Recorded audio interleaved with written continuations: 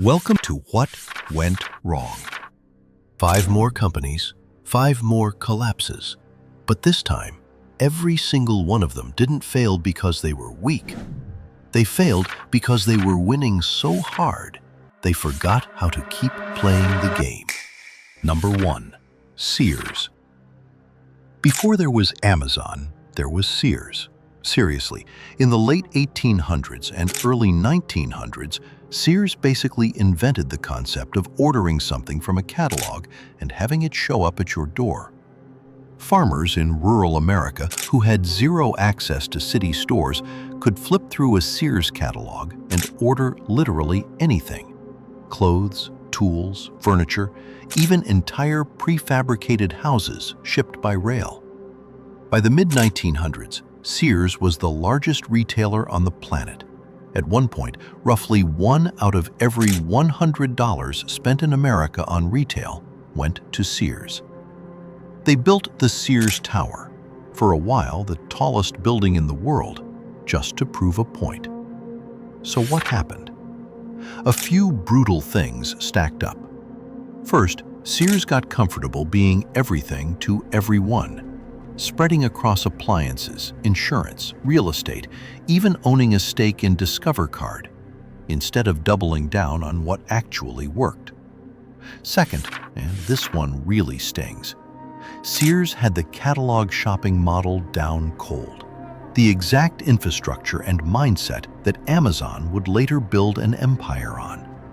But by the time e-commerce showed up in the 90s, Sears had drifted so far from that heritage that they treated the internet as an afterthought instead of home turf. Then came the financial engineering. In 2005, a hedge fund manager named Eddie Lampert merged Sears with Kmart and ran the combined company more like a portfolio of assets to strip than a retailer to grow. Store maintenance got slashed. Investment in the actual shopping experience dried up.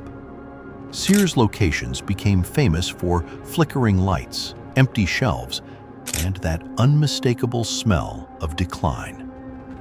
2018. Bankruptcy filing. From over 3,500 stores at its peak to a small, sad handful today. Number 2. Xerox. This one's almost painful to talk about because Xerox didn't just miss an opportunity.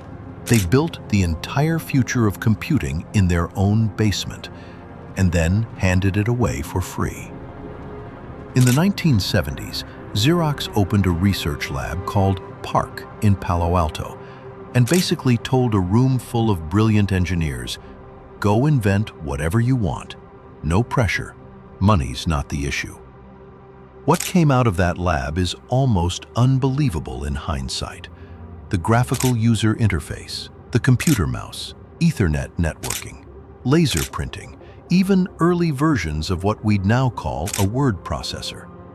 Xerox's own executives, focused entirely on the copier business that made them rich, looked at this stuff and essentially said, "Cute, but where's the copier angle?" In 1979, Xerox let a young Steve Jobs and a team from Apple tour the Park facility in exchange for the chance to buy Apple stock before its IPO. Jobs walked out of that demo stunned, reportedly telling colleagues that Xerox executives were sitting on a gold mine and didn't even know it. Apple would go on to build the entire Macintosh interface, icons, windows, the mouse, directly inspired by what they saw that day. Xerox, meanwhile, kept selling copiers. Here's the deeper issue. Xerox's whole business, culture, and sales structure was built around one thing: big, expensive office copier machines sold to corporate clients. A computer with a mouse didn't fit that sales model, didn't fit that pricing structure, didn't fit the skill set of the people running the company. So even brilliant inventions got treated like weird science projects instead of the next massive product line. Xerox is still a company today, still makes printers, still exists. But still exists isn't the same as changed the world, which is exactly what they could have done, and exactly what Apple and Microsoft did instead with Xerox's own ideas. Number 3. Yahoo. Okay, this segment might genuinely make you angry. 2002. A tiny startup with barely any revenue, run by 2 Stanford grad students, walks into Yahoo's offices. Yahoo is, at this point, one of the biggest names on the internet. The default homepage for millions, a search engine, an email provider, a news portal, basically the front door to the web itself. The startup offers to sell itself to Yahoo for $1 million. Yahoo says no. Too small, too unproven, not worth the distraction. That startup was Google. Let that sit for a second. $1 million. Google today is worth well over $1 trillion. But Yahoo wasn't done making history-altering mistakes. In 2006, Yahoo negotiated to buy a scrappy little social network for roughly $1 billion. The deal was basically agreed upon, and then Yahoo's own stock dipped right before signing, spooking leadership into renegotiating for a lower price. The deal collapsed entirely. That startup was Facebook. So how does a company built entirely around recognizing internet opportunities somehow miss the 2 biggest internet opportunities in history? Twice. Part of the answer, Yahoo was already winning, and winning breeds a strange kind of caution. Why take a risk on some unproven search algorithm or social network when your current ad-supported portal model is printing money? Leadership kept optimizing the business they already understood, rather than betting on businesses they didn't fully get yet. Meanwhile, Google's search technology quietly became so good that people stopped using Yahoo's homepage as their internet front door altogether. Facebook redefined what spending time online even meant. Yahoo, still profitable, still relevant-ish, slowly turned into background noise. 2017. Verizon buys Yahoo's core business for about $4.5 billion, a fraction of Yahoo's peak valuation of over $100 billion during the dot-com boom. Number 4. RadioShack. RadioShack's story is a little different, less about one dramatic missed deal, more about a slow, quiet drift into irrelevance. For decades, RadioShack was the place you went for electronics components, hobbyist parts, batteries, cables, anything an engineer, a tinkerer, or your dad fixing the garage radio might need. At its peak, RadioShack had thousands of stores blanketing American strip malls, practically inescapable.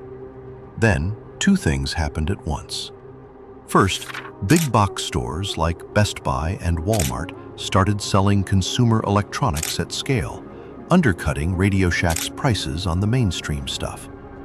Second, and more damaging, the internet made RadioShack's actual specialty, obscure electronic components and hobbyist parts, available from anywhere, instantly, often cheaper. RadioShack's identity crisis got worse from there. Are they a mobile phone store? A battery shop? A place for niche electronics hobbyists? Leadership tried rebranding multiple times, chasing whatever seemed trendy, cell phone accessories, drones at one point, without ever committing hard enough to any single identity to actually win a category. Their stores, largely unchanged in format for decades, started to feel like time capsules rather than destinations. Why drive to a RadioShack when Amazon delivers the same part to your door in 2 days, often cheaper? 2015, bankruptcy. 2017, a second bankruptcy after a brief attempted comeback. Today, RadioShack exists mostly as a licensing brand and a crypto-related online storefront, a strange afterlife for what was once a fixture of American retail. Number 5. General Electric. Last one, and this is maybe the most dramatic fall in terms of sheer scale. At its peak around 2000, General Electric wasn't just a company, it was basically a religion in American business schools. Jet engines, light bulbs, medical scanners, power turbines, home appliances, a finance arm bigger than most banks, even NBC and Universal Studios at one point. GE was the single most valuable company in the entire world, worth roughly $600 billion. Its legendary CEO, Jack Welch, was treated like a business rock star. Books written about his leadership style, executives from other companies studying his every move. So what unraveled all of it? The core problem?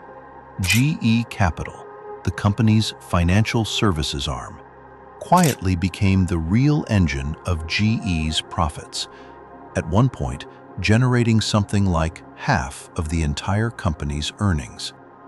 It was less an industrial company with a finance division and more a shadow bank wearing an industrial company's face. This worked beautifully as long as credit markets stayed calm. Then, 2008 happened. The global financial crisis hit GE Capital incredibly hard, exposing just how much risk had been quietly loaded onto GE's balance sheet. The industrial businesses, the jet engines, the turbines, the actual physical things GE made, were suddenly propping up a finance operation that had gotten dangerously overextended. On top of that, decades of aggressive accounting practices, complex acquisitions, and a corporate culture obsessed with hitting quarterly earnings targets no matter what, left GE structurally fragile in ways that took years to fully surface. By the time later leadership tried to unwind the mess, trust had eroded, the stock had cratered, and the conglomerate model itself looked outdated in an economy that increasingly rewarded focused, specialized companies over sprawling ones. 2018. GE gets removed from the Dow Jones Industrial Average, an index it had been part of since 1896, longer than any other company. In 2024, what remained of GE formally split into 3 separate companies, effectively ending the century-old conglomerate for good.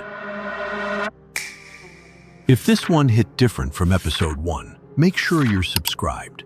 Next time, we're leaving the boardroom and heading to the runway. 5 airlines that once ruled the skies, then crashed and burned in ways that still shape how you fly today. This is what went wrong. See you in the next one.